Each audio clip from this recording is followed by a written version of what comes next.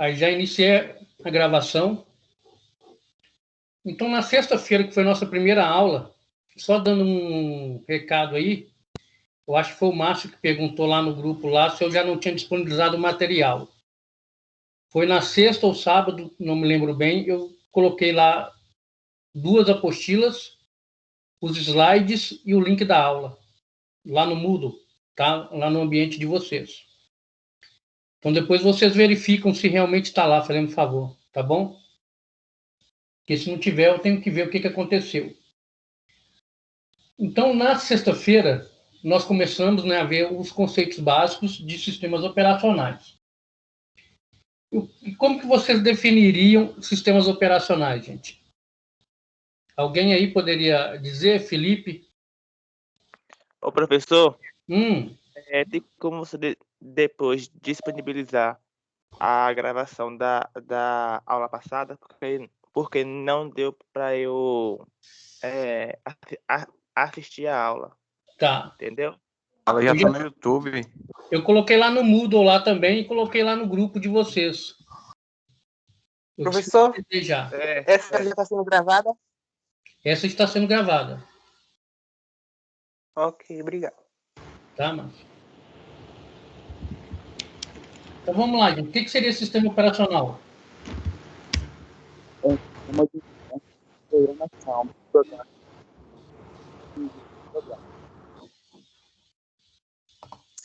É um conjunto de softwares. É um conjunto de software, né? Vamos dizer assim, o sistema operacional em si, ele é um software que vai fazer o quê? A ponte entre o usuário e o computador, né? E a máquina. Sem ele, praticamente a gente não conseguiria operar o computador. Certo? E nós vimos aí que existem 2 funções básicas, principais do sistema operacional. O primeiro é esse acesso aos recursos da máquina. Quando a gente fala recurso, a gente está falando de disco rígido, está falando de impressora, tá falando de memória, né, monitor. Então, através do sistema operacional, eu consigo ter essa facilidade, porque ele simplesmente faz essa ponte entre o usuário, que sou eu, e o hardware, que é a máquina. E, além de tudo, uma outra função é o quê? É o compartilhamento de recursos de forma organizada e protegida. Tá? Então, essas são as 2 principais funções. Nós vimos também sobre máquinas de níveis. Seria o quê? Nível 0 e nível 1. Sendo que o nível 0 é linguagem de baixo nível. E o nível 1 seria linguagem de alto nível. O que é linguagem de baixo nível e de alto nível, gente? É aquela que a de alto nível é a que chega mais próxima de a gente entender, né? Isso. Então é a linguagem que está próxima da gente, né? O exemplo, quando a gente desenvolve em C, em Pascal, em Delphi, em PHP, em Python, são linguagens que estão próximas da gente, que nós entendemos. E a de baixo nível é aquela linguagem de máquina, que está próxima do hardware, né? A linguagem do computador. Então nós não conseguimos compreender. Então são esses 2 níveis que existem, o nível 0 e o nível 1. Vimos também um pouco de histórico, né? Depois de histórico, a gente viu tipos de sistemas operacionais. Vocês lembram quais são os tipos de sistemas operacionais? Linux, né, professor? Não. Nesse caso, a gente viu... Eu estou falando em sistemas monoprogramáveis e monotarefa, que era aquele sistema que se executava uma tarefa por vez, que seria aquele processamento em batch. Então, tinha uma fila para execução de tarefas. Então, o hardware ele não tinha a capacidade de executar 2 tarefas ao mesmo tempo. O outro tipo de sistema operacional é o monoprogramável, mas multitarefa. Aí já teve o conceito de a gente criar, né, ter, vamos dizer assim, 2 ou 3 tarefas executando, mas não paralelamente. Cada um recebe uma fatia de tempo para poder utilizar o processador. Né? Então, a partir daí, eu já tenho um sistema que executava pelo menos uma tarefa por vez, mas ele dava condição que outras tarefas executava quase em paralelo. E, por último, a gente viu sistemas múltiplos processadores, no qual aí eu tenho o processamento paralelo, no qual várias tarefas podem ser executadas paralelamente, diferente do sistema monoprogramável multitarefa. Ele não executava paralelo. Então, isso depende também da quantidade de processadores que um computador ele tem. Eu posso ter uma máquina com 3 processadores e 4 tarefas a ser executada. Eu vou ter 3 tarefas executando paralelo e uma em espera. Ou eu posso ter um processo... Oi. Mas isso depende, tipo, tanto da máquina quanto do sistema operacional, ou só depende da máquina ter mais de um processador? Depende só da máquina ter mais um processador. Entendi, obrigada. Tá? Hoje em dia, a maioria dos sistemas operacionais que existe, Windows, Linux, Mac, ele já consegue fazer esse gerenciamento quando existe mais de um processador na máquina. É função também do sistema operacional, mas isso depende principalmente do hardware. Eu tenho que ter mais de um processador. Se eu não tiver, eu não tenho condição de ter o paralelismo. Executar tarefas em paralelo. Tá bom?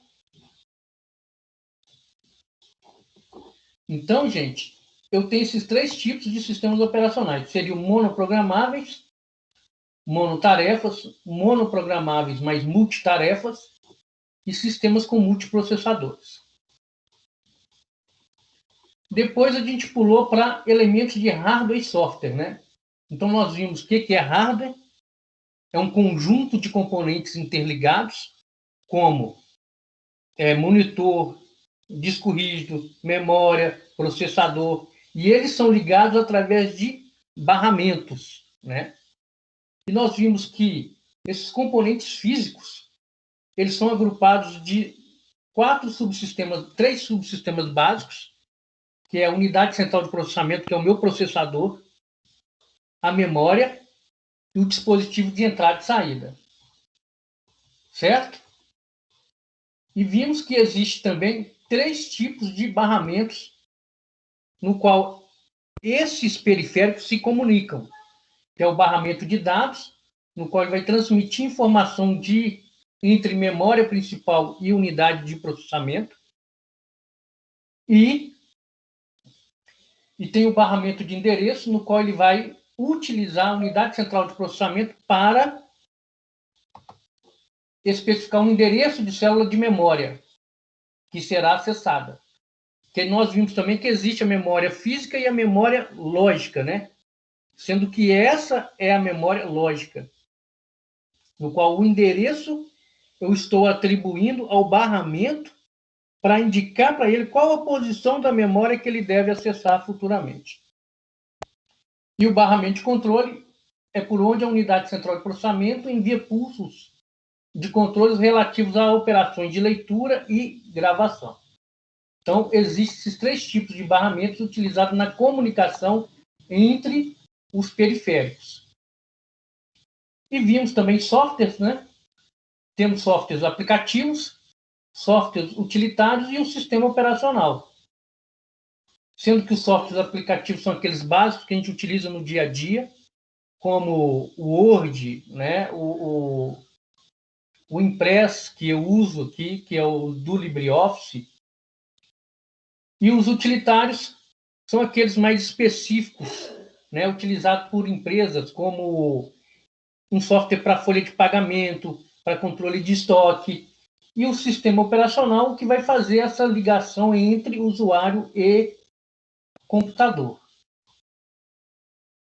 Nós vimos também tradutores, compiladores e montadores. O que seria um tradutor, gente? Vocês lembram? Poderiam dar pelo menos um exemplo de como funciona o tradutor? É o de idioma. O tradutor seria quando eu desenvolvo uma página web no qual ele vai interpretar aqueles códigos. Vocês lembram que eu criei um HTMLzinho básico com as tags HTML, body, título, head, P de parágrafo.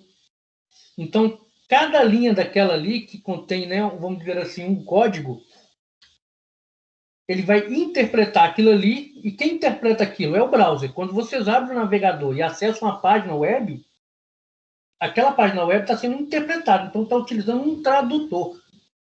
E quem faz essa interpretação é o browser de vocês. Então, ele pega o programa fonte, que seria a página em HTML, ele vai traduzir aquilo, vai interpretar aqueles códigos e criar um programa objeto, que nada mais é a visualização da página, a página web. E a linguagem montada, que é aquela linguagem utilizada como assembly. Você lembra que até que eu abri uma página e mostrei para vocês um código em assembly? Então, ele vai pegar aquele código em assembly, ele vai montar aquilo ali e criar um módulo objeto, que nesse caso ele cria um executável. Está muito mais próximo do hardware. E a linguagem de alto nível utiliza o quê? O compilador.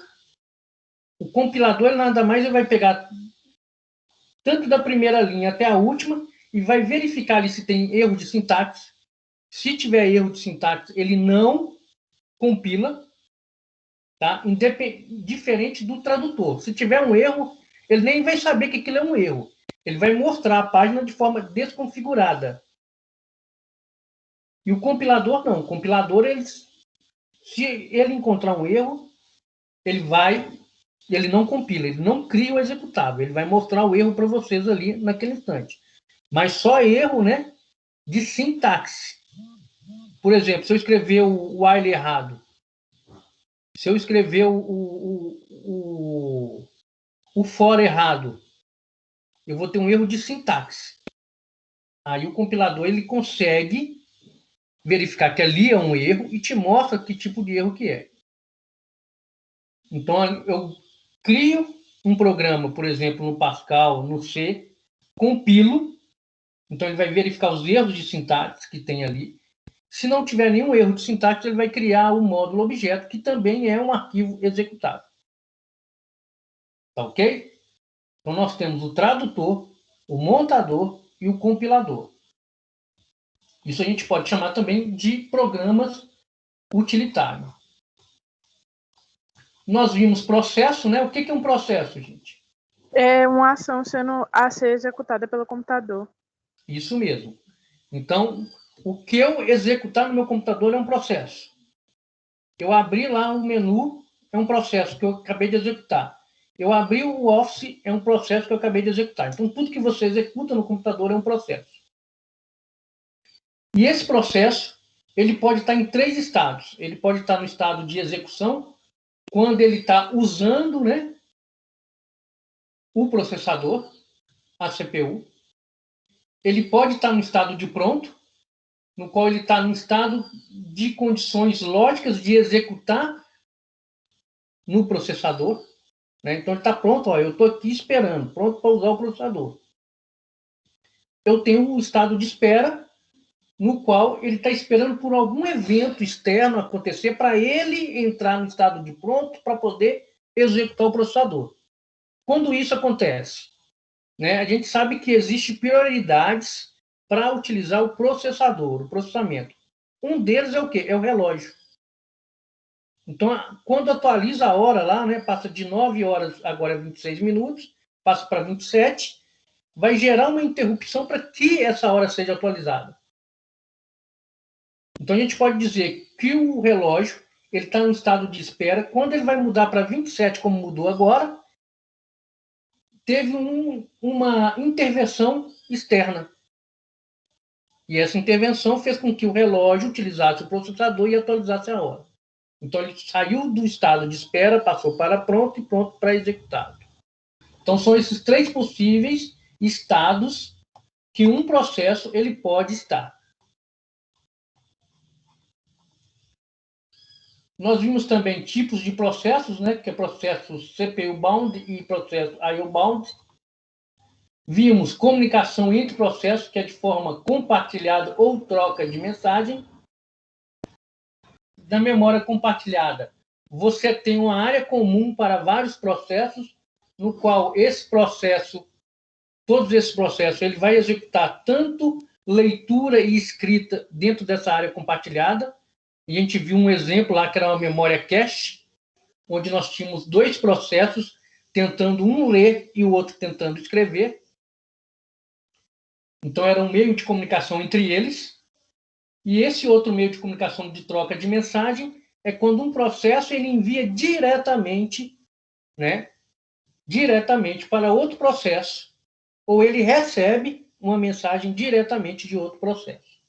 Então, são esses dois meios de comunicação entre os processos em execução, que é memória compartilhada e troca de mensagem. E vimos também a forma de escalonamento, no qual, quando um processo ele deixa de utilizar um processador e automaticamente outro processo vai assumir, vai utilizar o processador, existe um algoritmo de escalonamento do qual ele vai fazer esse tipo de ação. Ou então tem um processo que está executando, o tempo de execução dele terminou, ele vai ter que deixar outro processo usar. Quem faz isso é o escalonamento. Então, nós vimos que o escalonamento ele maximiza a utilização do processador, Ele vai também minimizar o tempo de resposta do usuário. Por quê? Porque ele vai permitir que vários processos executem, mas não de forma paralela, tá? Eu não vou ter que precisar, primeiro eu tenho que esperar fazer um trabalho para depois acessar o navegador. Não, eu consigo fazer os dois ao mesmo tempo. Simultâneo. Eu consigo fazer os dois ao mesmo tempo. Então, o algoritmo de escalonamento, ele facilita e muito o usuário em tempo de resposta. Ele garante também que todos os processos vão executar no processador. Então, ele vai garantir isso, dependendo do algoritmo. E vimos que temos um escalonamento do tipo não preemptivo, que é aquele que quando o processo ele executa no processador, ele não é interrompido. Então, ele vai executar tanto do início até o fim. Que seria aquele processamento em batch, qual você tem vários processos na fila e executa aquele primeiro. O segundo só vai executar quando o primeiro terminar. O terceiro vai executar quando o primeiro, o segundo terminar. E assim vai sucessivamente. Então, não existe a interrupção dele. E o tipo de escalonamento preventivo é aquele que já tem a interrupção do processo. Então, cada processo recebe uma fatia de tempo para executar no processador. Quando aquela fatia de tempo dele termina, ele simplesmente é interrompido, volta para a fila e dá acesso a outro processo a ser executado. Então, aí existe o quê? Existe uma interrupção. Então, a gente fala que esse tipo de escalonamento é um escalonamento preventivo. E aí, nós vimos sobre gerência de memória, registradores, memória cache, memória RAM, discos rígidos. Falamos um pouco sobre endereço lógico, endereço físico, também de memória. Nós vimos a alocação de memória estática, dinâmica, e alocação local. Ou não? A gente parou, a gente parou aqui, eu acho, alocação de memória, foi isso mesmo. Certo, gente? Seria gerência de memória. Alguma pergunta a fazer? Posso continuar? Pode. Pode, professor. Tá, então eu vou compartilhar minha tela aqui com vocês. Estão vendo aí minha tela, todo mundo? Gerência de memória? Eu tô. Tô. Gerenciamento de memórias. Então, nós vimos que existe as memórias cache, que são aquelas de acessos muito mais rápido do que a memória RAM e a memória física de disco rígido, CD-ROM. ela é utilizada para simplesmente auxiliar a memória RAM. Então, todo o sistema, quando a gente vai abrir, por exemplo, aqui o PDF, né? Aí ele vai abrir um programa para ler o PDF. Esse programa, esse leitor de PDF, ele vai verificar no disco rígido, abrir. No primeiro, ele verifica se está já na memória cache, se ele já foi aberto uma vez. Se ele não foi aberto, ele vai no disco rígido, e o disco rígido ele carrega para a memória RAM, e memória RAM ele joga lá para o monitor.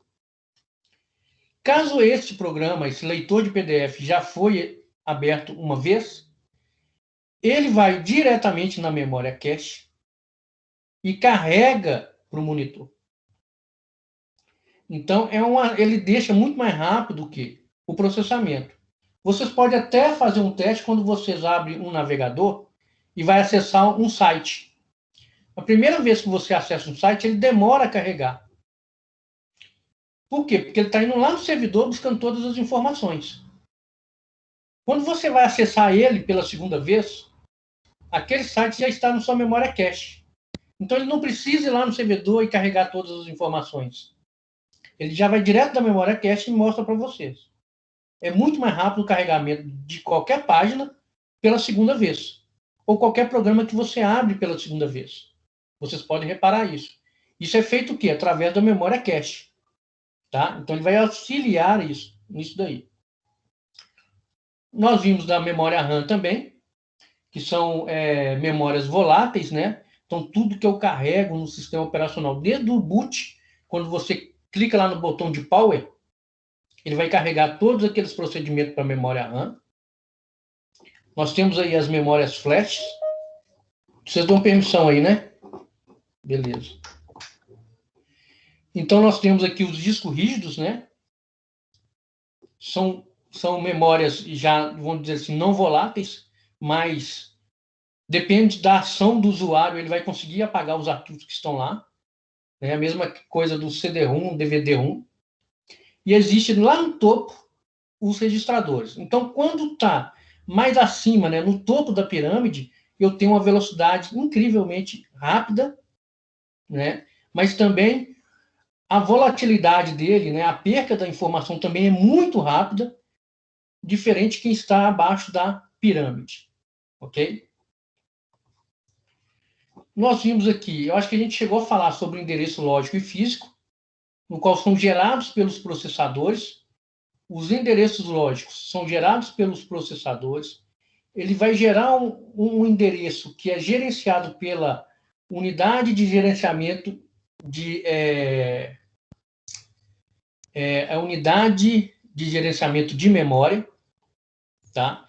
Então, no momento que o processador ele gera esse endereço lógico, a unidade de gerenciamento de memória, ele vai pegar, vai escrever esse endereço no barramento, né, do endereço de barramento, no qual esse endereço vai dizer que um determinado programa ele vai acessar um endereço de memória, no qual esse endereço de memória é a memória real, né, a memória física, que vamos dizer assim, endereçamento físico, é a memória real do computador.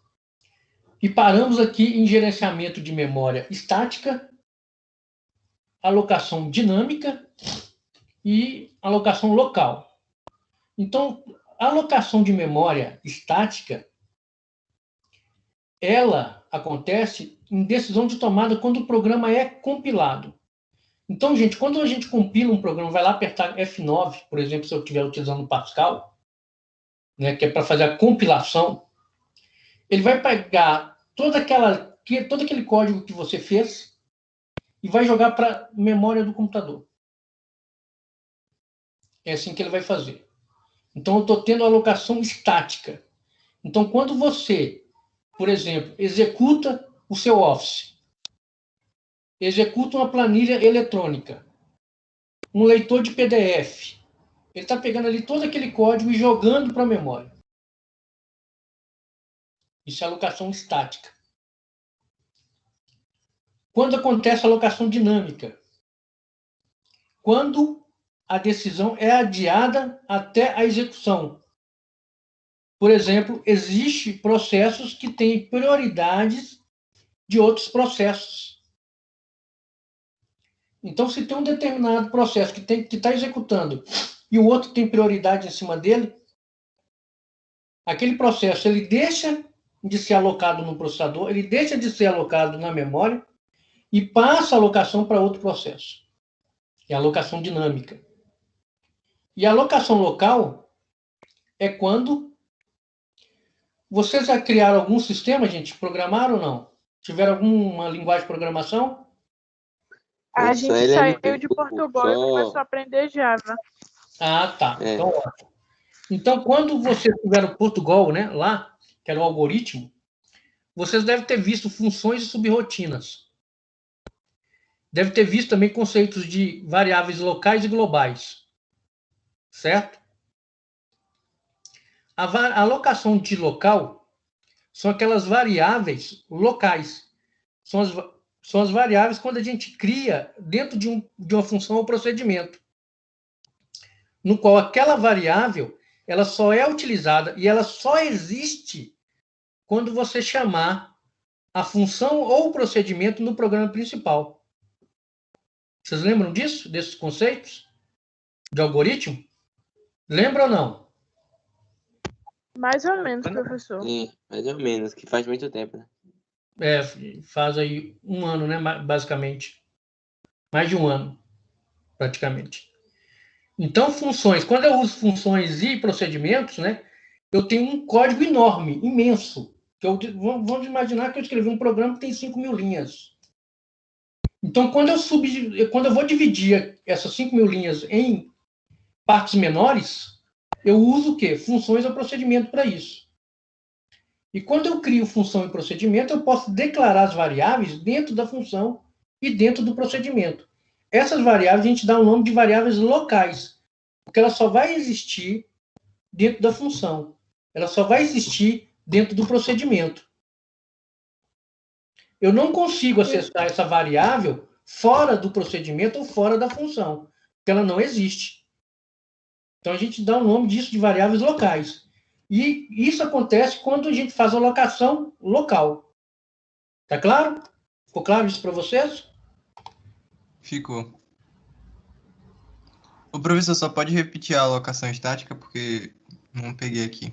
Então, a alocação estática seria quando você desenvolve todo o seu programa, né?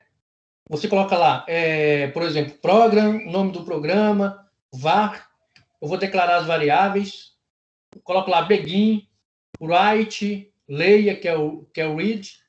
Então, quando eu escrevi todo o meu programa e vou compilar ele, esse programa, todo esse código que você escreveu, ele é levado para a memória RAM.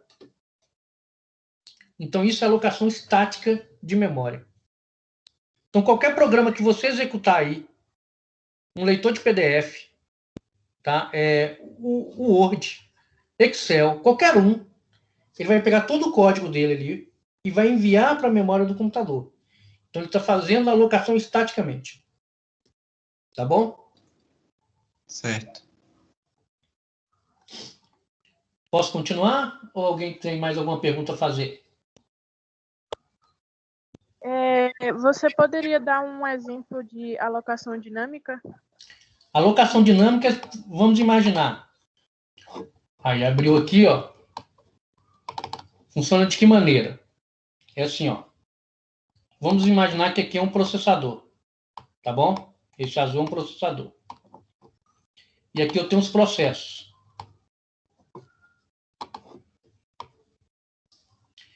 E vamos imaginar que isso aqui... Vamos colocar isso aqui como processo e aqui a memória. Vai ficar diferente. Então, olha bem, aqui é o processador, que são dois processos em execução, e aqui é a memória RAM. Se eu tenho um único processador, só um processo executa por vez. Não tem a possibilidade de dois executarem. Tá bom? E quando ele executa, ele automaticamente ocupa um endereço na memória. Ele aloca um endereço na memória. Então, a alocação dinâmica, ela vai acontecer quando ele vai decidir quando esse processo vai executar no processador e alocar um espaço na memória. Então, ele fala aqui, ó, que o processo... ele fala aqui, ó, que o processo dinâmico, a decisão é adiada até a execução. Então, ele vai decidir aqui qual processo vai executar no processador. Então, essa decisão de alocação dinâmica de memória vai acontecer quando esse processo for executado, ele aloca um espaço aqui. Ele deixa de ser executado, então ele tira o espaço que ele estava alocando na memória, dá espaço para outro, e esse outro é alocado aqui. Então, isso aqui é a alocação dinâmica de memória. Tá bom? Deu para ficar claro? Entendeu ou não? Entendi. A alocação estática é quando eu tenho um código inteiro, um processo aqui, ele vai pegar todo o código desse processo e tacar aqui dentro de uma vez. E a alocação local é quando dentro desse código existem funções e procedimentos, e se nele existir variáveis locais, ele vai alocar essas variáveis locais aqui dentro. Basicamente assim que funciona. Mais alguma pergunta, gente?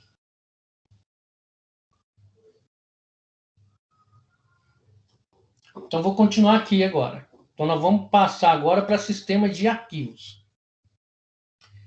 Então, a gente pode dizer que um arquivo nada mais é um recipiente de dados, não é? Você vai lá, ó. Vou abrir aqui um terminal aqui, tá bom? Deixa eu tentar aumentar.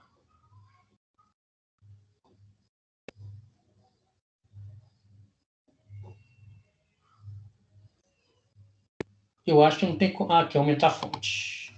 Ctrl++. Estão dando para vocês verem, então? Meu terminal? Então, a gente pode dizer que um arquivo nada mais é do que um recipiente de dados, né? Um local onde a gente guarda dados. Se eu fizer aqui, ó, aula SO, eu estou criando um arquivo, tá bom, gente? Ó, esse comando cria um arquivo. Estou criando um arquivo. Se eu vier aqui ls cat aula SO, eu vou mostrar o conteúdo desse arquivo. Tá bom? Então, ó, vou dar Enter. Apareceu alguma coisa?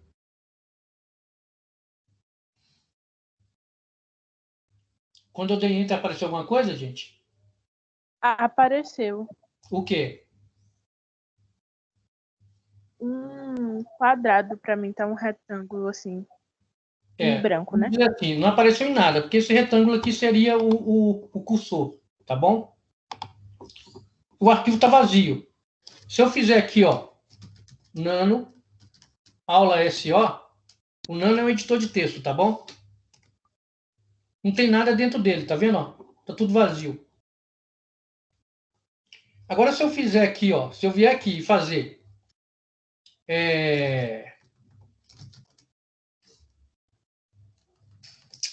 como é que eu falo? Como é que eu faço aqui, gente? Eu acho que é cat. Vou colocar aqui teste, só para ver se é assim. Vamos ver se agora deu certo.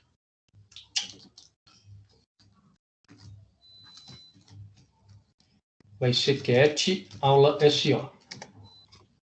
Então, vamos lá. O que eu fiz aqui, ó? Tá? Aqui em cima, eu fiz cat, teste, e coloquei um sinal de maior, aula SO.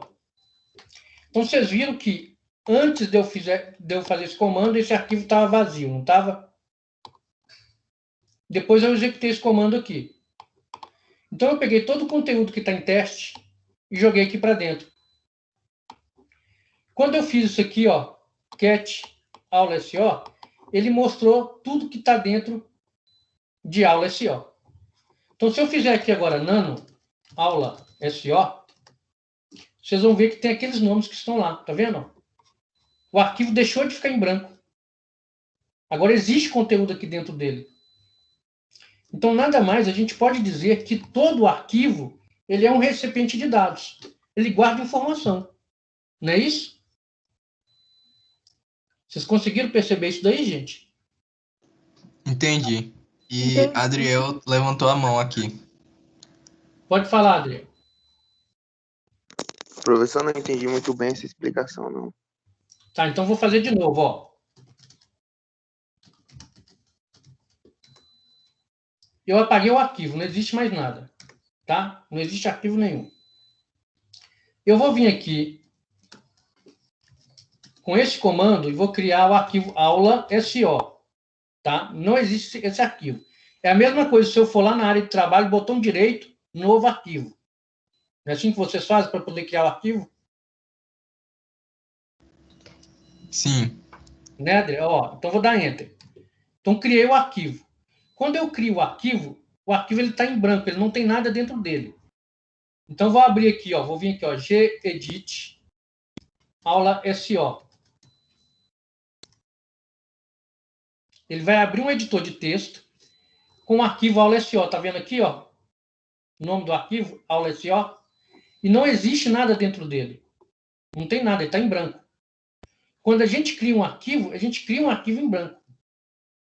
É como se fosse um repositório, como se fosse um recipiente. É a mesma coisa de eu pegar um copo vazio. O copo vazio é o arquivo. Quando eu colocar conteúdo dentro do arquivo, é como eu estou colocando um café, uma água. Você está enchendo o copo, não está? Você está enchendo ali de informação. É a mesma coisa o arquivo. Então, aqui, ó, ele está vazio. Aí, quando se eu vier fazer aqui, ó, cat, teste é um outro arquivo que possui algo dentro dele. E eu vou jogar aquilo para dentro desse arquivo que eu acabei de criar. Vou dar Enter. Agora, se eu repetir de novo gedit, ó, e abrir o arquivo, tá aqui, ó. Ele deixou de ser vazio. Ele tem agora o quê? Conteúdo. Ele tem dados. Ele tem informação dentro do arquivo. Então, a gente pode dizer que todo arquivo é um recipiente de dados. Não posso dizer isso? Pode sim. Ficou claro agora? Adriel, né? Ficou claro? Entendi. Aham. Tá? Então, todo arquivo, gente, quando a gente cria ele vazio. Depois que a gente vai colocando informação dentro dele, vai colocando dados dentro dele. Então, a gente pode dizer que todo arquivo é um recipiente de dados. No qual E mesmo que não tenha nada no arquivo, ele vai ocupar um espaço na memória, né? vai ocupar um espaço na memória. E em disco também. Tá? Muito pouco, mas ocupa. Então, a gente tem, né? A gente pode dizer que os arquivos armazenam informações, né, que serão utilizados de formas gerais por programas ou aplicativos e por a gente também. Então, os arquivos eles são implementados através de criação para cada arquivo no sistema. Por exemplo, gente, o que contém quando eu crio um arquivo? Vocês já foram lá em propriedades do arquivo? Lá eu encontro o nome do arquivo, eu encontro o tamanho do arquivo, a data e a hora da criação do arquivo. Eu encontro também quem criou o arquivo, né, o usuário que criou. Lista de controle do arquivo, se ele tem permissão de leitura, escrita. Se eu fizer isso aqui, ó, ls-la aula SO. Aqui ele está dizendo quais são as permissões do arquivo para o dono do arquivo, para um grupo de pessoas que pode acessar o arquivo e outras pessoas que não é nem dono e nem está no grupo acessar. Então, estou dizendo que eu, que foi o dono que criou, ó, Hamilton, não criei esse arquivo aqui, eu posso ler e escrever nele. Então, eu posso abrir ele, visualizar o que está ali dentro e eu posso alterar o arquivo. Então eu tenho essa permissão, que eu sou o dono do arquivo. Eu estou dizendo aqui também que um grupo específico de pessoas pode fazer a mesma coisa. Ele pode ler e escrever dentro desse arquivo. Mas qualquer outra pessoa que não esteja num grupo e que nem é o dono, ele só vai poder ler o que está dentro dele. Ele não vai poder fazer mais nada. Eu quero alterar o arquivo. Ele não vai conseguir. Porque ele não tem permissão. Então, isso, gente, são informações básicas. São atributos que o sistema operacional mantém do arquivo. Então, eu tenho aqui a data e a hora da criação. A data e a hora da criação. Ele só não mostrou aqui o tamanho em bytes. Deixa eu maximizar aqui. Ele não mostrou o tamanho em bytes. Não mostrou. Mas se eu clicar com o botão direito nele lá, ó, se eu vier aqui, gerenciador de arquivos. Deixa eu ver se eu encontro aqui aula. Aula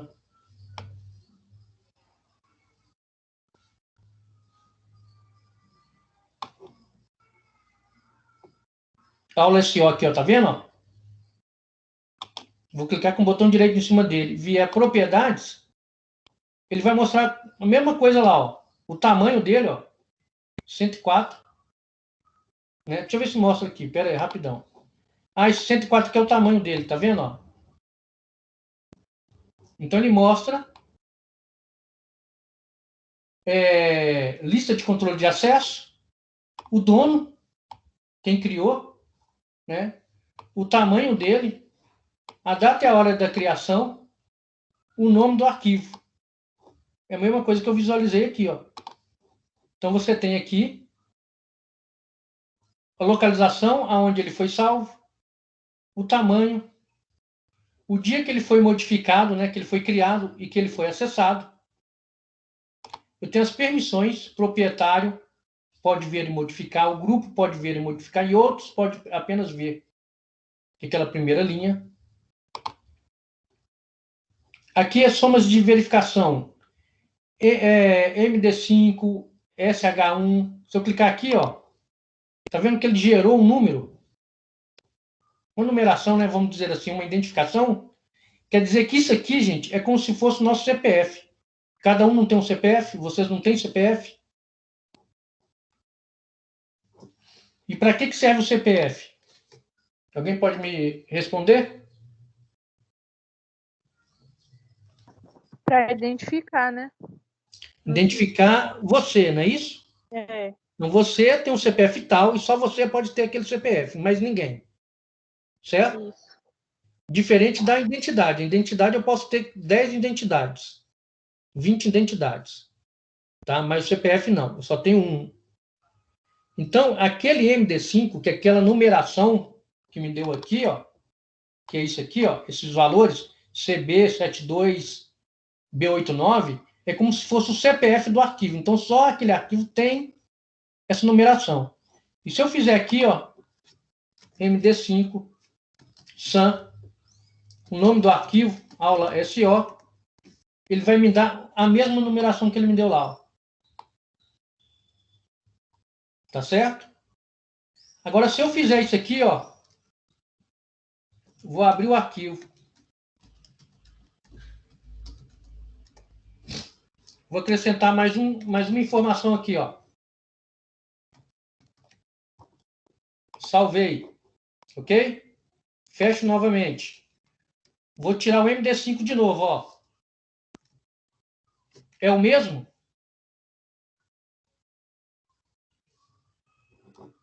Os dois não são diferentes? São. Quer dizer que eu alterei esse arquivo. Ele criou uma nova identidade. É por isso que quando a gente manda um arquivo para uma outra pessoa, a gente tem como saber se esse arquivo foi alterado ou não no meio do caminho. Através da assinatura. Entenderam? Então, cada arquivo, ele possui uma assinatura, um identificador. Que pode ser MD5, SH1 e SHA-256. O que muda para eles? muda a forma que o algoritmo calcula essa numeração. Só isso. Eu tenho aqui detalhes, né, que é um documento de texto. E outra coisa também que é interessante a gente ressaltar aqui é que daqui a pouco eu vou dar um intervalo, tá, gente? Só terminar essa explicação. É que não existe, gente, por exemplo, arquivo.doc, arquivo.xls. Para que servem essas extensões? Para que servem extensões de arquivo, gente? Alguém sabe me responder? Para falar qual tipo de arquivo é, por exemplo, arquivo.doc seria para documentos? Isso mesmo. Então, isso foi criado, tá, para poder identificar o tipo de documento que você está trabalhando. Só que esse .doc, .xls, .ppt, .exe, isso não existe. Arquivo, ele não é identificado pela sua extensão.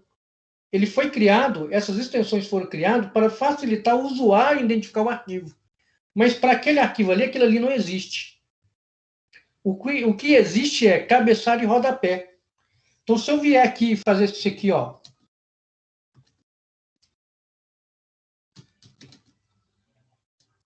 Hexadump é arquivo aula SO.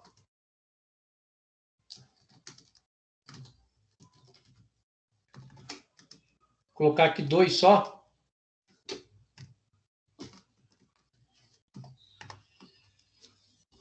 O que apareceu, ó? Hexadump, aula SO. Rede, -2.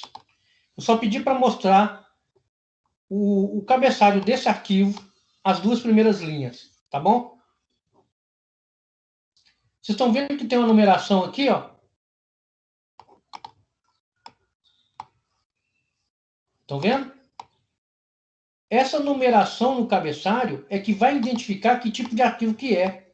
Então, o sistema operacional, ele reconhece que aquele arquivo, ele é um executável, por exemplo, através desse cabeçalho. Ele não vai entender aquele .exe. Aquilo para ele não é nada. Tá? E se eu vier aqui mostrar para vocês aqui, deixa eu ver se eu lembro. Aqui, ó. Esse site aqui vai te mostrar todas as assinaturas existentes. Então, se eu procurar aqui texto, acho que é texto ou teste. Aqui, ó. Teste. Deixa eu só alterar aqui uma coisa aqui. -2. Deixa eu colocar tudo para ver. Aqui, ó. Menos aqui. Então, esse arquivo aqui, deixa eu ver aqui, ó. File.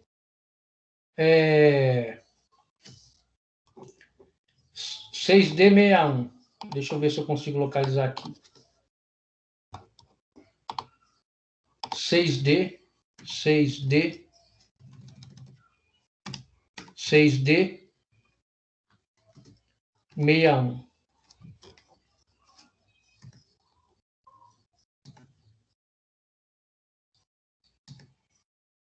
Não, ele não está reconhecendo aqui, não. Deixa eu pegar um outro arquivo aqui, que ele é mais... Deixa eu ver aqui, ls. Vou pegar esse docx ali, ó, tá vendo? Ó? Vou pegar esse arquivo aqui, ó. Então, hexadump teste.docx. Vou pegar só as primeiras duas linhas. Então, esse aqui é as duas primeiras linhas do cabeçalho do docx. Deixa eu voltar aqui agora. Aqui. Vamos ver se tem aqui docx aqui.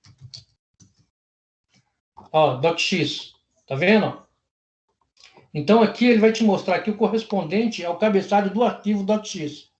Então, zip, arp, apk, docx, tem esses cabeçalhos aqui, ó. Tá bom? E se eu vier aqui, ó, olha bem, Começa com 54B. Não é? Aqui é 4B50. Quando vai ler o arquivo, ele simplesmente troca essa numeração de posição com o primeiro. A mesma coisa acontece com os subsequentes. Se você for ver, 0304. 0304. Então, não existe extensão de arquivo. Tá? Não existe extensão de arquivo. Quando o sistema operacional vai ler o arquivo e ele vai identificar que é um executável, se é um docx ou se é um XLS, é pelo cabeçalho do arquivo. São esses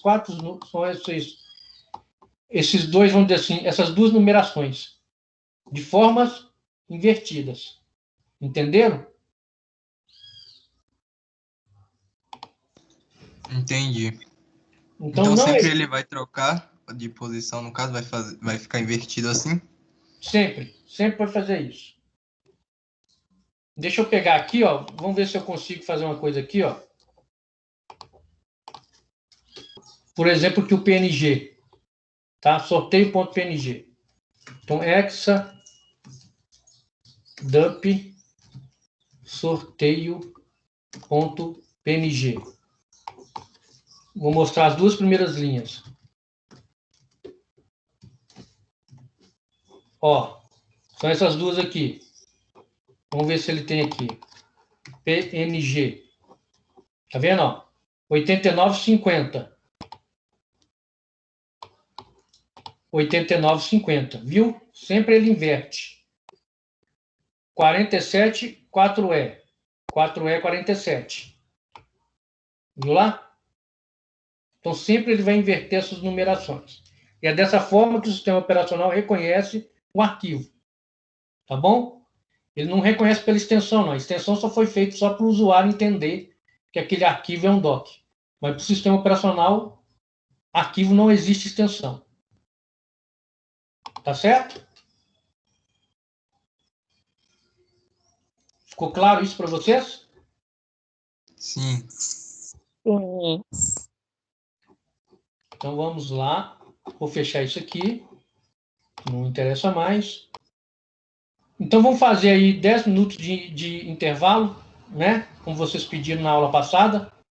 E a gente finaliza essa parte de arquivo e começamos a ver máquina virtual e instalação de programas, tá bom? Ô, professor, Oi. antes de começar o intervalo, queria fazer uma pergunta. Por exemplo, quando a gente abre um vídeo no YouTube ou uma página na internet e ela fica aberta, só que é por um tempo curto. Tipo, se você abrir muitos outros programas depois disso, some o vídeo que você abriu, por exemplo, e deixou lá e saiu. Isso entra na memória do cache ou do memória RAM? Depois que ele saiu, ele vai para a memória cache. Vai pro cache. Tá? Mas enquanto ele estiver executando, ele está na memória RAM. Entendi. Então, ó, 10:09 agora. 10:19 a gente volta. Ok? Ok. Bora voltar? 10:19?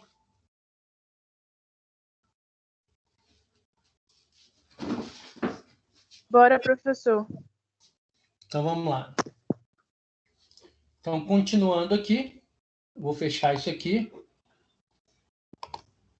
E vamos falar agora, para finalizar essa parte de sistema de arquivo, a parte de alocação de arquivos, né? Como que eu vou alocar esse arquivo no disco rígido, tá? Então, eu tenho aqui o meu disco rígido. Eu tenho aqui arquivos.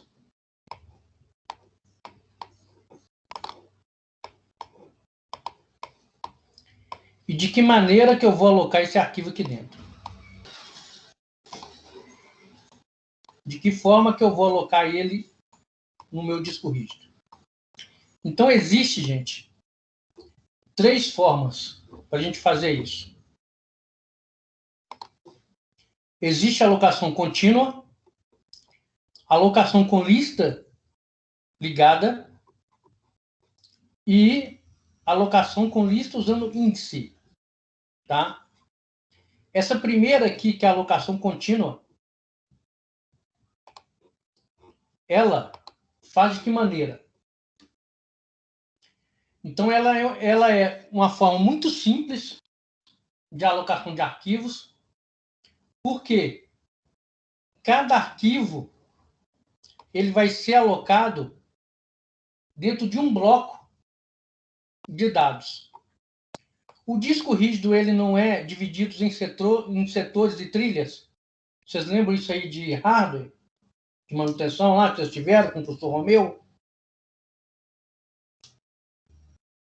Lembra, gente? Não.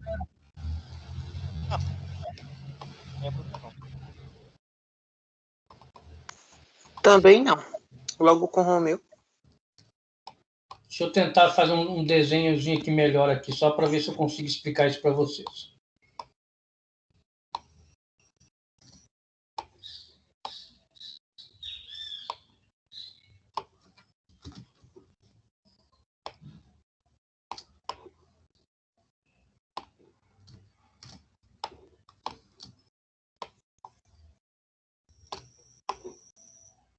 Então, vamos imaginar que isso aqui é um disco rígido. O disco rígido, ele tem trilhas. E em cada trilha existem setores. São locais aqui no disco rígido. No qual, cada setor, ele é composto por 1 KB. Então, eu consigo guardar a informação aqui, ó, em cada setor, de 1 KB. Vamos imaginar assim. Ou de 1 byte, para ficar melhor. Então, em cada setor, ver se eu consigo colocar aqui. Vamos dizer que aqui é um setor.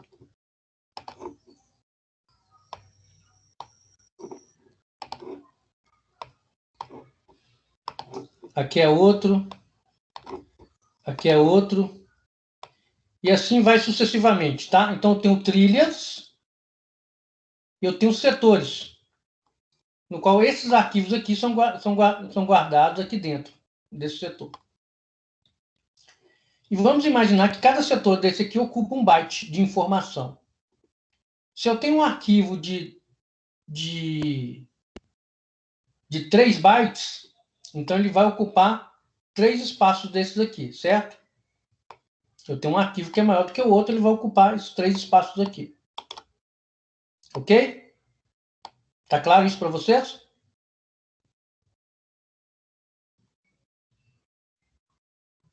Tá claro ou não, gente? Dá um sinal aí para mim aí. Professor, explica novamente aí. Tá, então vamos lá. Vou explicar aqui novamente. Então, isso aqui é um arquivo, tá bom? Esse vermelho aqui é um arquivo, tá? Esse azul aqui é o disco rígido. É o disco magnético, é o seu HD. No qual o HD, ele contém trilhas, que são essas linhas em azuis, tá bom? E cada trilha possui setores, que são essas divisões aqui, ok? Eu só não fiz em tudo, porque ia demorar muito. Até aí tá claro para vocês? Entendi. Sim. professor. Tá. E cada setor desse aqui, ó, que eu acabei desenhando para vocês, ele ocupa um espaço no disco. Vamos imaginar que seria 2 bytes. Então, aqui eu tenho 2 bytes, aqui eu tenho mais 2, aqui eu tenho mais 2, aqui eu tenho mais 2. No final, eu tenho 2, 4, 6, 8 bytes aqui, tá? Nesses setores. Se eu tenho um arquivo, que é esse aqui, e o tamanho dele é de 3 bytes, ele ia ocupar o quê? Um desse é metade de um outro. Não é isso? Ele ia ocupar isso daqui em Isso mesmo. tá? Um todo desse e a metade desse setor. Quando a gente fala de alocação contínua, tá bom? Eu estou dizendo que esse arquivo ele vai ocupar um setor inteiro. Então, se eu pego ele e coloco ele todo aqui, ó. Então, ele vai ocupar todo esse setor, tá? De forma contínua. Ele não vai fazer isso aqui, ó, por exemplo, vamos imaginar que esse arquivo aqui é o mesmo desse, tá? Os dois são iguais, tá? Vamos dizer assim, eu tenho um arquivo único, quer dizer, tá bom? Existe forma de alocação de arquivo que eu posso colocar uma parte dele aqui e outra parte dele aqui. Ele não está contínuo, tá vendo? Eu peguei uma parte dele e coloquei ele aqui e peguei a outra parte dele e coloquei aqui. Na alocação contínua, ele vai pegar um arquivo e vai colocar ele de forma contínua. Então, ele vai colocar todos os setores. Ele vai ocupar, por exemplo, aqui, esse setor inteiro e metade desse. Aqui é a alocação contínua. Então, ele vai pegar blocos contínuos e alocar o arquivo. Tá claro isso para vocês? Professor, mas no caso, ele vai cobrir todo o setor ou simplesmente uma parte? No caso, Sim, as ó, linhas aí. por exemplo, aqui, ó, aqui eu tenho 2 bytes e aqui eu tenho 2 bytes, certo? Então, aqui eu tenho 2, 4, não é? Esse arquivo tem 3 bytes, tá bom? Esse aqui tem 3. Então, o que ele vai ocupar? Ele vai ocupar esse todo, que é 2 bytes, e a metade desse de cá, que é 1. Aí daria 3 bytes. Então, ele ia pegar um espaço de um setor inteiro, mais a metade do outro. Entendeu? Sim, entendi. Ele está, então, alocando de forma contínua. Ele está dando continuidade. Ele não está pegando uma parte aqui e jogando outra parte aqui. Ele está alocando contínuo. E Certo? qual o critério para ele não ter continuidade, professor? É uma outra forma de alocação que nós vamos falar. Entendi. Tá? Então, nesse daqui, ó, eu tenho algumas vantagens. Eu tenho a vantagem de... Ele é simples de implementação, porque ele vai alocar continuamente. E a performance também é muito mais fácil. Porque quando ele lê o arquivo, ele vai ler ele todo de uma vez. Ele não vai sair procurando parte por parte onde está o arquivo. Porque ele foi alocado de forma contínua. Tá bom? E um dos grandes problemas é que para ele fazer esse tipo de alocação contínua, ele tem que saber o tamanho do arquivo. Então ele tem que saber primeiro qual que é o tamanho do arquivo para depois alocar. E isso praticamente hoje em dia é impossível, porque quanto mais você vai fazer um trabalho, o seu arquivo você não vai saber o tamanho final dele. Você só vai descobrir o tamanho final dele quando você finalizar o seu trabalho. Então essa é uma grande desvantagem. Por quê? Porque ele tem que saber qual que é o tamanho total do arquivo, para que ele possa vir aqui e alocar. Tá bom? É no qual ele fala aqui, ó. Vantagens, simples de implementação e performance. Né? Porque na hora de buscar o arquivo é muito rápido, porque ele está só numa trilha, né? Ele está só num setor ali. Desvantagens. Só pode ser usado se conhecer o tamanho do arquivo. E no momento também de fazer a fragmentação do disco. Tá bom? Então essa é a alocação contígua. Ficou claro para vocês isso? Entenderam? Sim, entendi. A próxima é a alocação com lista ligada. Então vamos ver como é que ela funciona, para a gente entender. Então tá lá o meu disco rígido, né, com os suas trilhas e setores, né, no qual a lista ligada ela vai indicar o espaço ocupado pelo disco no arquivo. Então vamos imaginar que aqui eu tenho um arquivo só. Esse arquivo, no momento de alocação dele, ele pode dizer que esse arquivo vai ser alocado aqui e não necessariamente no início da minha trilha. Tá? Na alocação contínua, não. Ele vai começar na primeira posição. Ok? Na alocação com lista ligada, ele vai indicar qual posição do disco ele vai ficar. Ah, não, ele vai ficar aqui, ó. Ele não vai ficar na primeira posição. Ele vai ficar aqui nessa última posição.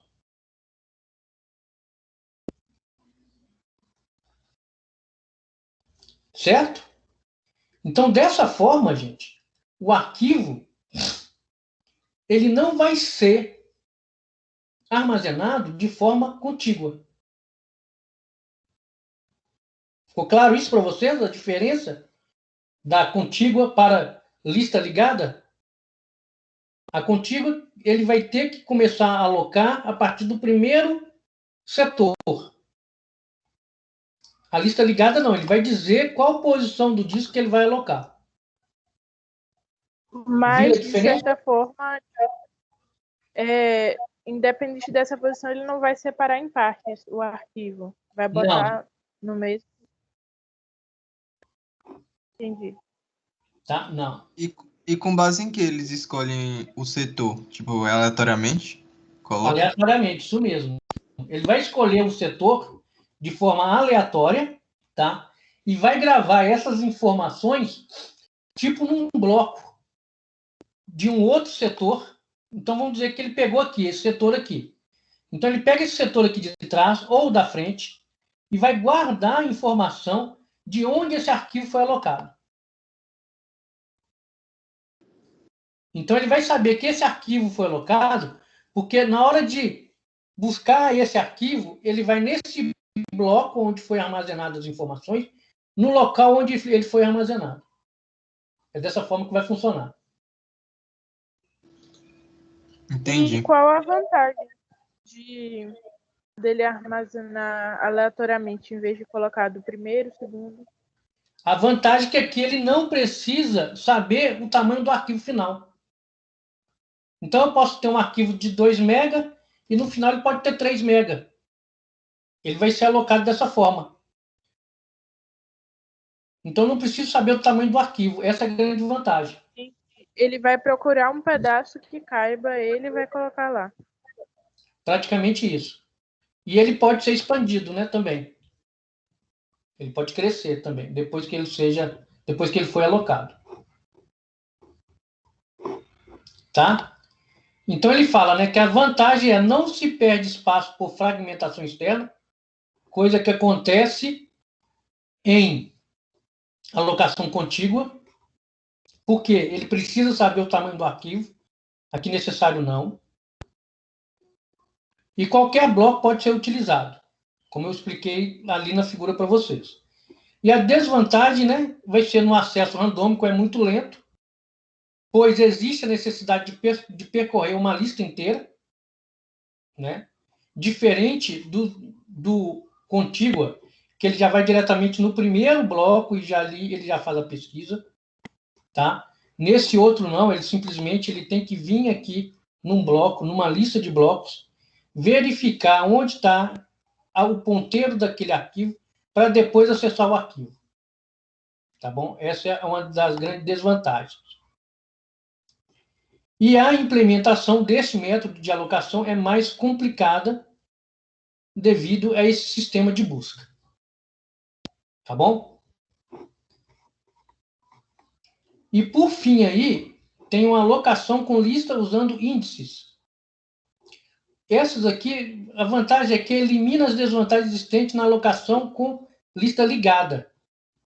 Então não existe mais aqui, ó, esse bloco alocado para guardar as informações. Ele praticamente carrega essas informações para a memória. E quando ele carrega essas informações para a memória, que é a memória RAM, a memória RAM é muito mais rápida de acesso e velocidade do que o disco rígido.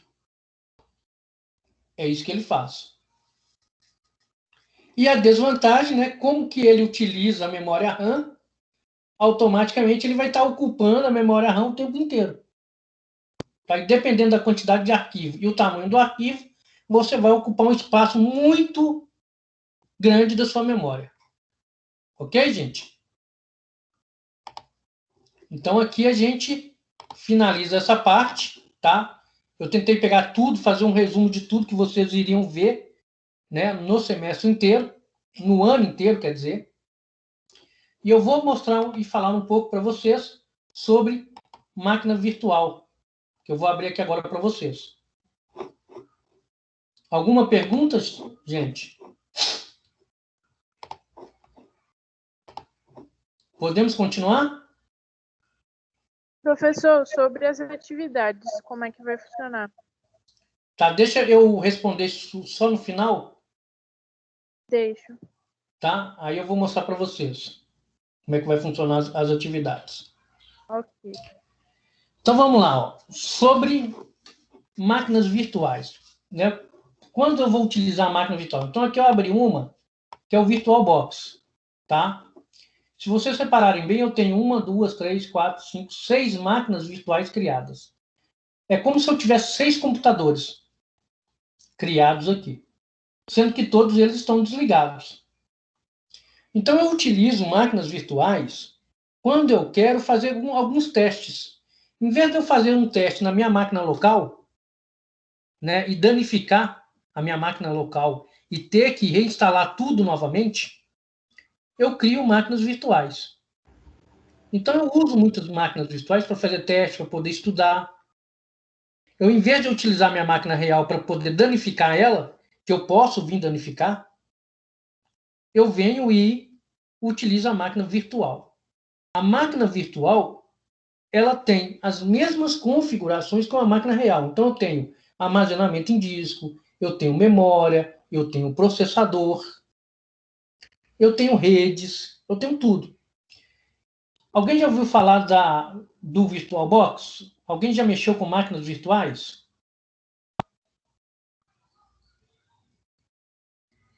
Eu não. Eu já. Dá já. Então, ótimo. Então, gente, ó, nesse lado aqui eu tenho as máquinas virtuais. Do lado de cá eu tenho algumas informações. Por exemplo, geral. Essa máquina aqui está o quê? Selecionada. Então, está trazendo informação dessa máquina. Quanto que eu aloquei de memória para ela? Quantos processadores tem para ela? Quantas memórias de vídeos tem? O tipo de armazenamento, espaço de armazenamento, quanto que eu dei para essa máquina aqui? Ela tem áudio, ela tem uma placa de rede, ela tem entrada USB. Eu posso compartilhar arquivo nessa minha máquina virtual. Então, se vocês separarem bem, eu tenho todas as configurações que uma máquina real tem. Se eu clicar em configurações, aqui eu posso estar alterando as minhas configurações. Se eu vier aqui em sistema, eu quero acrescentar mais memória. Ó, coloquei 10 GB de memória para ela. Ah, não, quero colocar 2. Né? Eu posso alterar a ordem de boot. Você não faz isso na BIOS quando vocês vão formatar um computador ou selecionar a ordem de boot dele? Você pode fazer aqui também. Vou colocar aqui 5. Processador. Ah, aqui eu tenho 2 processadores, tá vendo? Ah, não, só quero que minha máquina virtual tenha um processador. Ou 2. Então, eu consigo fazer o quê? As modificações, as alterações. Monitor. Quanto que eu dou de memória para minha placa de vídeo? Tá bom? Armazenamento. Áudio. Redes. Ah, eu posso vir aqui, ó. Eu quero placa modo bridge. Eu quero uma rede interna. Ou então quero NAT. Gente, antigamente, quando a gente... Para poder... Oh, desculpa interromper. Pode falar. Para poder ficar mudando essas coisas, você tem que ter uma placa-mãe e as outras coisas que consigam, né, fazer isso. Você tem que ter memória, tá? Você tem que ter muita memória para você fazer isso. Sim, mas é que você falou, por exemplo, dá para mudar outras coisas, áudio. Aí você tem que ter algo que faça funcionar, senão não adianta, né? Você colocar aí. Isso mesmo, Se você não tem uma placa de áudio no seu computador, ele não vai funcionar aqui.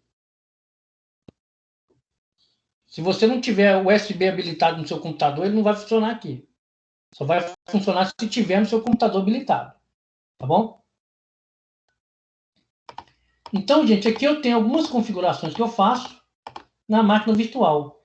E antigamente, como eu estava falando, para a gente poder acessar, colocar a máquina virtual na rede, hoje em dia você clica aqui e coloca na rede, ó, beleza. Você fazer isso antigamente, você tinha que configurar. E dava um trabalho miserável. Hoje não, hoje com um clique você faz isso. Tá bom? Então vamos lá, vou cancelar aqui. E como é que eu faço então para criar uma máquina virtual? Você vem aqui, ó, novo, tá? Novo. Você vai dar um nome para essa máquina. Vamos colocar aqui de aula SO. Essa máquina ela vai ser armazenada nesse diretório aqui. Eu deixo do jeito que está. E aqui, ó, eu escolho o tipo de sistema operacional que eu quero instalar. Ó. Se é Linux, Solaris, BSD, IBM, Mac ou outros. Vamos colocar aqui o Windows. Qual que é a versão do Windows que você vai instalar? Então, qual que é o CD que você tem? Ou qual que é a ISO? Né? A ISO é o quê? É a imagem do sistema operacional. É muito mais fácil você utilizar uma ISO para você fazer a instalação do sistema operacional. Então, eu tenho qual Windows? XP 2003, Vista 7, Windows 10, ou outro Windows. Windows 2012, eu nem sabia que tinha um Windows 2012. Outro Windows. Então, vamos colocar aqui o XP, aqui, que é o que eu tenho aqui, eu acho. Não sei se é 32 bits ou 64, vou colocar 64. Vou clicar em próximo, tá vendo? Então, eu configurei que tipo de sistema operacional que eu vou instalar nessa minha máquina virtual. Próximo. Quanto que eu vou dar de memória? Tem 4, eu vou colocar mais. Vou colocar 7, tá bom. Então, configurei a memória RAM dele. Depois eu posso modificar, vocês viram lá, né? Clico aqui em próximo. Aqui agora eu vou criar um disco rígido. Ele recomenda começando com 10 GB, mas eu coloco, ó, criar um novo disco rígido virtual agora. Se eu tivesse já um existente, basta utilizar aqui essa opção e aqui eu iria escolher. Só que eu vou criar um do zero. Então, criar um novo disco rígido virtual agora. Criar. Esse é o tipo do arquivo do disco rígido, né? Eu deixo por padrão, VDI. E ele vai alocar espaço dinamicamente. Então, se, por exemplo, se meu disco rígido encher, ele vai lá e aumenta automaticamente, dependendo do espaço que eu tiver do meu disco rígido físico, tá bom? Porque isso é um arquivo que eu estou criando. Então, se eu tiver espaço, ele vai alocar dinamicamente. Se eu colocar tamanho físico, se o meu disco rígido da máquina virtual encher, ele vai ficar cheio. Eu não tenho como, ele não vai crescer automaticamente, tá bom? Então, eu aconselho que utilize dinamicamente alocados. Aqui a localização onde vai ficar o meu disco rígido, tá vendo? Então, arquivo VDI, e vou criar. Então, nesse momento, eu criei aqui, ó, aula SO. Né? Eu criei minha máquina virtual. O que eu tenho que fazer agora? Instalar o sistema operacional nela. E qual o sistema operacional que eu tenho que instalar aqui? Ó, o Windows XP. Como é que eu faço, então, agora para poder instalar o sistema operacional? Vocês vão ter que vir aqui, ó, configurações. Vem aqui em armazenamento. Onde está escrito vazio aqui, ó, eu clico aqui e vou selecionar do lado de cá, ó, do lado de cá, a minha ISO, ó, tá vendo aqui a ISO Windows XP.ISO? Eu já tenho aqui. Se eu não tiver, eu vou clicar aqui, ó, selecionar arquivo óptico. Ele vai trazer essa telinha aqui, basicamente está aqui, ó. Eu tenho uma pasta que chama ISO, imagem ISO. Tá aqui, ó, imagem ISO. Basta selecionar aqui, ó, tá vendo? Ó? Então eu tenho a ISO do Fedora, tenho do Windows 10 e tenho o Windows XP. Então eu clico aqui no Windows XP. Depois que eu selecionei a ISO, é a mesma coisa que quando eu vou lá no BIOS do computador e seleciono ele para dar boot pelo, vamos dizer assim, pelo CD-ROM, quando eu vou instalar o sistema operacional pelo CD-ROM. Ou então, quando eu peço para ele dar boot pelo pendrive, quando eu vou instalar o sistema operacional pelo pendrive. Que hoje em dia é muito mais utilizado, né? Porque vários computadores, né, vamos dizer assim, pelo menos notebooks, não tem mais drive de CD. Então, você instala o sistema operacional pelo pendrive. Então, é a mesma coisa de eu ir lá na BIOS do computador e fazer essa configuração. Certo, gente? Quando eu seleciono, eu clico em OK. Aí, nesse momento que eu cliquei em OK, né, eu vou e mando ligar a máquina. Tá vendo que ela está desligada? Eu clico aqui em iniciar. Ó, vou clicar em iniciar. Ele vai carregar todo o sistema, ó, e vai iniciar a instalação. Ó, pressione F6 para executar a recuperação automatizada do sistema. Ou ele continua a fazer a instalação, tá vendo? Ó? Então, ele vai instalar para mim o sistema operacional nessa minha máquina virtual. E é a mesma coisa, gente, se vocês instalarem um sistema operacional na máquina real. A mesma tela que vai aparecer aqui, vai aparecer para você numa máquina real. Então, ele dá a dica aqui, ó. Você quer o quê? Continuar, reparar ou sair? Então, vou dar Enter para continuar. Aí ele pede para ler, né? Aquela licença de contrato. Então, ó, F8, eu concordo. F8. Nesse caso aqui, ó, ele vai o quê? Pedir para eu selecionar um espaço em disco para poder instalar o sistema operacional. Nesse caso, eu vou utilizar todo o espaço que eu reservei lá no disco. Eu poderia criar partições. Para criar partições, ó, pressione C. É eu o quê? Particionar o meu disco em partes e criar e instalar o sistema operacional numa parte e deixar aquela outra para poder instalar outro sistema operacional. Ou então para criar um tipo de local para poder armazenar só arquivos. Ou eu utilizo o disco inteiro para poder instalar. Então, nesse caso aqui, eu vou apertar Enter para instalar. Qual que é o tipo de partição que ele quer que cria no meu disco rígido? Né? No caso, a gente utiliza o NTFS. Então, clico em Enter. E, nesse momento, ele vai instalar o Windows para mim.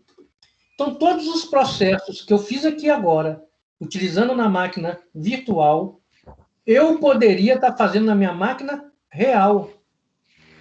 Então, se vocês pegarem um CD do Windows XP ou um pendrive contendo a ISO bootável do Windows XP e colocar na sua máquina real aí, quiser formatar ela, é os mesmos passos que a gente executou aqui. Então, nada mais, gente, a gente utiliza as máquinas virtuais como laboratório.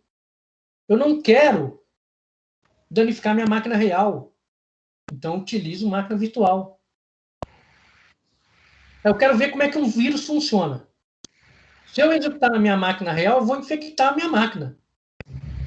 Mas se eu executar na minha máquina virtual, antes de executar ele, é claro, eu vou o quê? Desabilitar minha placa de rede.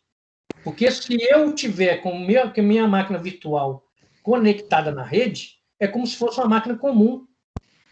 Então, o vírus iria propagar na minha rede. Então, basta eu desabilitar a placa de rede e executar o vírus. O vírus só iria ficar onde? Na minha máquina virtual. Eu poderia fazer o teste, ver como é que ele funciona e várias outras coisas. Para isso que a gente utiliza máquinas virtuais. Tem gente também que utiliza a máquina virtual como servidor.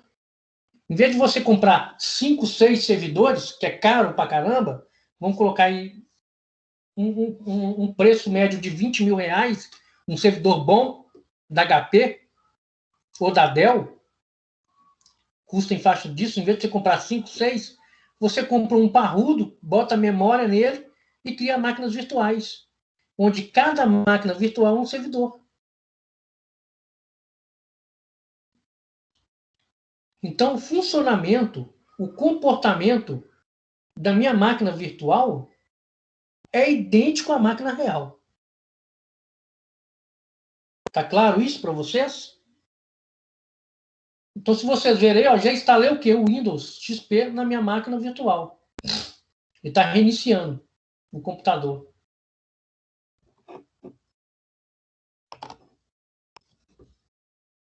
Então, não vou pressionar nada, porque não tem nem CD. Ó, tá vendo lá? O Windows XP instalado. Ó.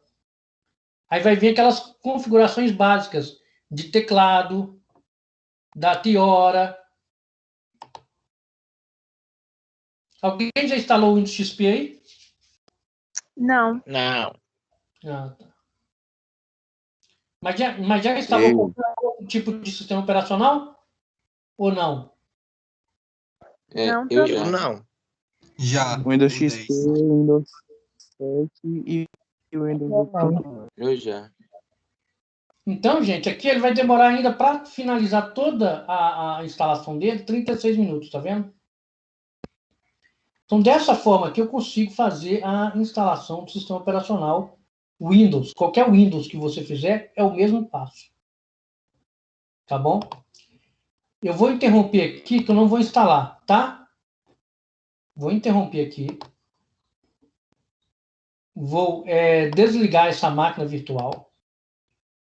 Fechei. Não instalei o sistema operacional aqui, porque eu interrompi. Agora eu vou mostrar para vocês a instalação de um sistema Linux, tá? A gente tem aqui 7 minutos ainda. Então o procedimento praticamente é o mesmo. Ó. Novo. Agora eu vou colocar o nome de Linux.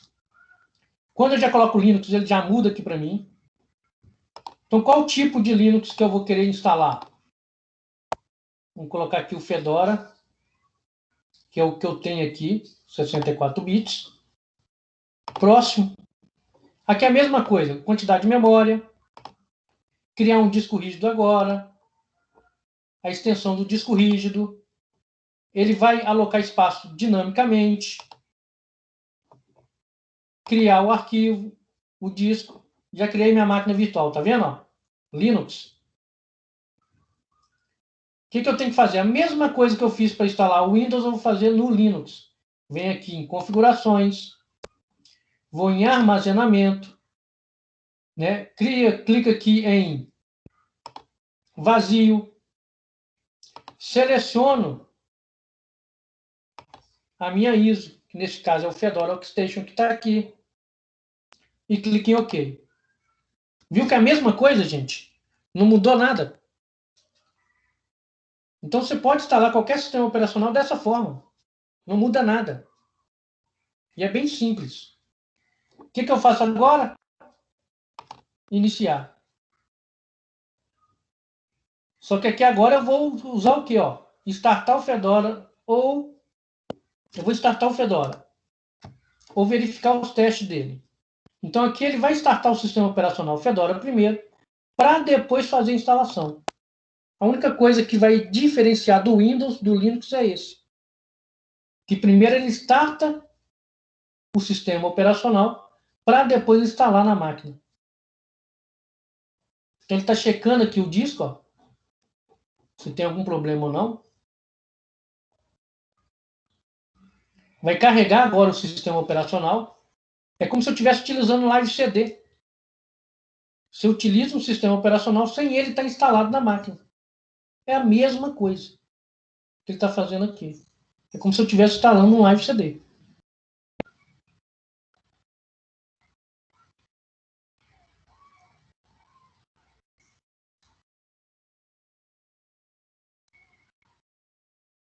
Então ele está carregando ainda as informações.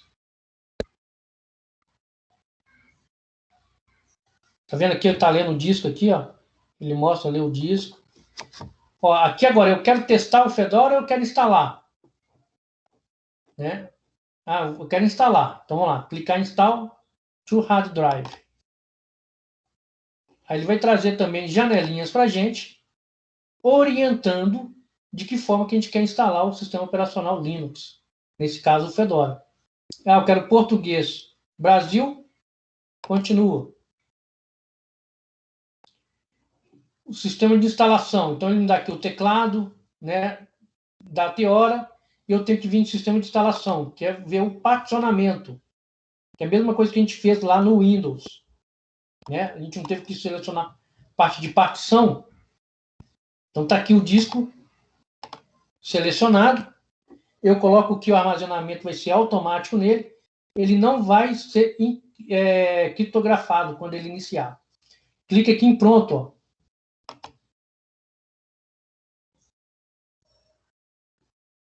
Aí ele fala, né, de que forma que ele vai instalar, quanto que de espaço vai ser em uso em disco. Tá? Eu posso adicionar mais disco ou utilizar o espaço recuperável. É o que eu vou fazer. É o que está aqui, ó. Tá vendo aqui, ó? Foi um espaço que eu criei. Vamos lá, recuperar espaço. Ele já vai instalar, ó. Tá vendo? Então ele tirou a notificação. Só que ele deu uma mensagem aqui, ó. Que o espaço em disco... Eu tenho que aumentar mais o espaço em disco para ele poder instalar. Tá vendo aqui? A notificação que ele deu antes de instalação.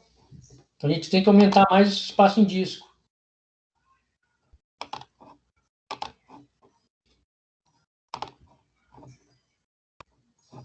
Então a gente vai vir aqui. Não, aqui não. Ele não está trazendo para mim. Tua tela. Pronto. Aqui, ó. Vamos apagar aqui. Reservar. E recuperar. Vamos ver se agora vai. Ainda continua dando a mensagem. Então, na hora da criação do espaço lá de armazenamento, da minha máquina virtual, eu teria que colocar um espaço maior para poder fazer isso. Então, vou sair daqui, porque já vai dar já 11 horas já. Mas para poder você instalar, basta seguir os passos que estão aqui, sendo que para o Fedora, na hora de criar a máquina, o disco da máquina virtual, você cria ela com espaço maior. Tá bom? Para poder permitir que você instale. Porque o espaço que eu coloquei lá, ele não vai permitir, não. Tá certo? No caso, o que aconteceu? Você colocou um espaço maior que, tipo... Eu teria que colocar um espaço maior, ele não está deixando. Ah, sim, entendi. Na hora que eu criei lá.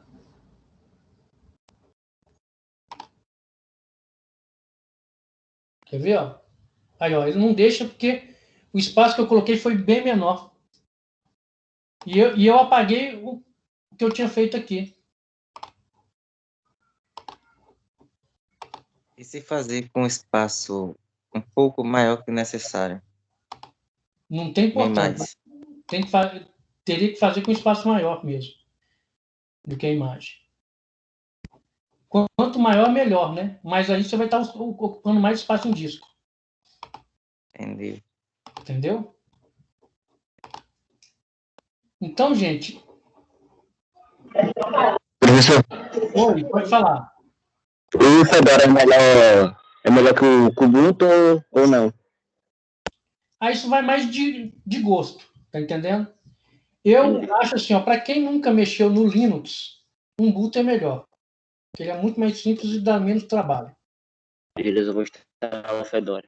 Tá? Aí depois que a pessoa acostuma a trabalhar com Linux, aí parte para o Fedora. Uhum. E tipo, o que tem tipo, de mais no Fedora? O Fedora, ele tem assim, ó, ele tem muito mais tecnologia do que outras distribuições. Quando eu falo tecnologia, você já ouviu falar da Red Hat? Que é uma empresa internacional? Acho que sim. É uma empresa internacional de redes, né? Então ele trabalha com soluções para redes. Uhum. O Red Hat é baseado no Fedora. Então, por exemplo, nós estamos na versão 31 hoje. O Red Hat ele vai usar agora a versão 28 do Fedora para poder comercializar, porque já está uma versão mais estável e testada pela comunidade. Então, basicamente, o Fedora é melhor para programar. É bem melhor. Porque Beleza, as atualizações dele, tem muito mais atualizações, tem uma comunidade muito ativa, tá? Do Fedora. Ele é muito melhor do que as outras distribuições por causa disso. Eu Mas tinha é baixado o tudo Ubuntu. O Ubuntu é chato, velho, de usar. né? Eu falo que o Ubuntu é igualzinho ao Windows, para mim, é a mesma coisa. É verdade, é a mesma coisa. Só não pode fazer umas paradinhas lá que no Windows não pode. Isso mesmo. Tá? Valeu. Então, gente, ó, antes de sair, eu tenho que tirar a chamada aqui, não saio não. E eu vou explicar também a avaliação que vocês têm que fazer, né? Na primeira aula, eu já expliquei que vocês têm que fazer aquele curso. Não é isso? Você lembra lá do curso lá da Fundação Bradesco? Lembro. Então, a partir dali, eu vou lançar as notas de vocês. Quando vocês finalizarem aquele curso, que é de 5 horas, é uma coisa bem rápida, vocês vão baixar o histórico e enviar na plataforma para mim. Que é a partir daquilo que eu vou lançar as notas, mais isso daqui que eu vou mostrar para vocês. Ó. Deixa eu achar aqui. No qual eu disponibilizei para vocês esses 2 materiais, ó, que está lá. Primeiro é esse daqui, que é os sistemas operacionais web. Cada tópico que nós trabalhamos, né, que eu tirei daqui, no final dele aqui, ó, existe uma atividade a ser feita, umas perguntas a ser respondidas. Então, eu quero que vocês façam essas atividades aqui, tá vendo? Atividade de aprendizado, de 1 a 4. Então, referente a primeiro capítulo, 1 a 4, tá? Aí vem aqui, segunda aula, seria o segundo capítulo. Lá no final dela também tem uma outra atividade, que é de 1 a 4 também. Ok? O terceiro é um outro capítulo. Aí vocês vão fazer essa outra atividade aqui também, ó. Que é de 1 a 6. Aí a gente finaliza aqui. Aí vocês não precisam fazer mais atividade nenhuma. São só essas 3 atividades desses 3 capítulos. Ficou claro para vocês isso? Mais o curso, né, no caso? Mais o curso, Então, isso aqui vocês podem fazer no caderno, tirar foto e postar lá para mim. Ou pode digitar no computador e postar lá para mim um arquivo. Tá? Eu vou deixar lá no ambiente um local para vocês entregarem essas atividades e colocar o histórico de vocês do curso. Tá bom? E o prazo, no caso, é até o final do módulo? Eu vou deixar até o final do ano de vocês, que eu acho que é em março, não é isso? Em maio. Maio. Então, vou deixar até maio. Aí vocês gerenciam o tempo de vocês da forma que vocês quiserem. Certinho. Assim já ajuda vocês, não ajuda? Bastante. Demais.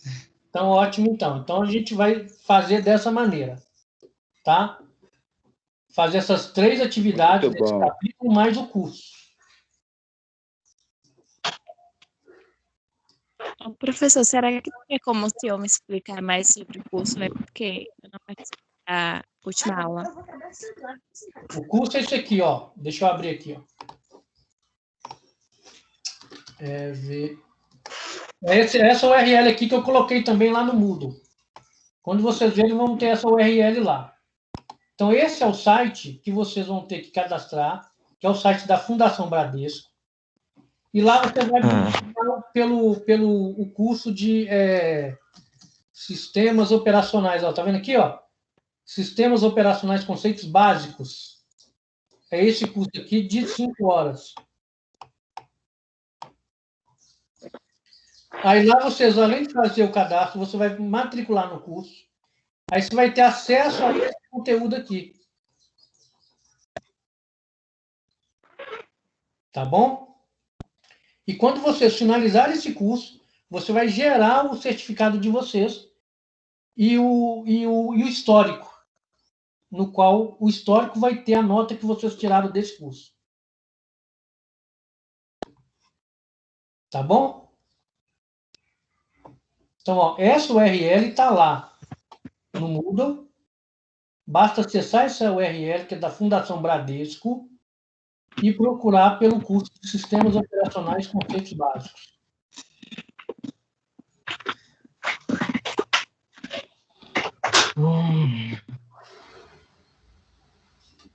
Tá claro? Tá, sim. Tem mais alguma pergunta? Deixa eu tirar a chamada aqui agora, então. Espera aí. Baixar a lista de presença. Ó, já baixei a lista de presença de vocês. Tá? Vou parar aqui a gravação agora. Parei a gravação.